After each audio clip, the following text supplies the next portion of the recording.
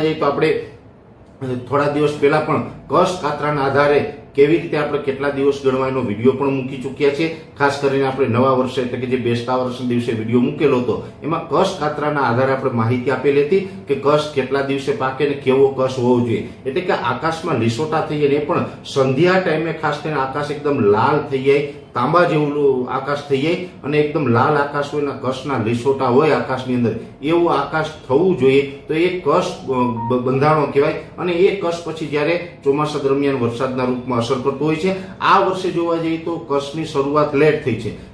સ્વાભાવિક રીતે સામાન્ય રીતે જ્યારે ચોમાસું વહેલું અથવા તો સમયસર હોય ત્યારે ઘણી વખત એવું બનતું હોય કે બેસતા વર્ષના દિવસેથી જ એટલે કે દિવાળી ઉપરથી જ કસ થવાનું ચાલુ થઈ ગયું હોય છે, પણ આ વર્ષે કસ થવાનું ચાલુ થયું ખૂબ મોડું છે। આ વર્ષે જોવા જઈએ તો અત્યારે આપણે સામાન્ય રીતે આજે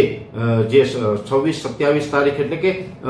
નવેમ્બર મહિનાના એન્ડમાં આ કસ થવાનું ચાલુ થયું છે। તો ચોક્કસથી છેલ્લા 2-3 દિવસથી જે કસ થવાનું ચાલુ થયું છે એ અત્યારે જોવા જઈએ તો એવું સૂચવી રહ્યું છે કે ચોમાસું છે એ થોડુંક લેટ થશે। લેટ એટલે કે જૂન મહિનાના એન્ડમાં તો ચોમાસાની શરૂઆત ગુજરાતની અંદર થઈ જશે, મોટા ભાગના વિસ્તારની અંદર શરૂઆત થઈ જાય, પણ જે ચોમાસું લેટ થશે પણ ચોમાસામાં જે શરૂઆત હશે એ ધમાકેદાર શરૂઆત થાય તેવી શક્યતાઓ દેખાઈ રહી છે। એટલે 2025નું વર્ષ છે એ સારું પણ થવાનું છે, ચોમાસાની શરૂઆત છે એ ધમાકેદાર થાય એવા અત્યારે સંકેતો મળી રહ્યા છે। જો કે આ વૈજ્ઞાનિક આધારે નથી, જે આધુનિક ટેકનોલોજી વાળું વિજ્ઞાન છે કે જે અમે સેટેલાઇટના માધ્યમથી અલગ અલગ પેરામીટરોના માધ્યમથી તમારા સુધી માહિતી અમે પહોંચાડતા હોય છે, એ માહિતી છે એટલી લાંબા ગાળાની આપણે ઘણી વખત ન આપી શકતા હોય, પણ જે આપણું દેશી વિજ્ઞાન છે,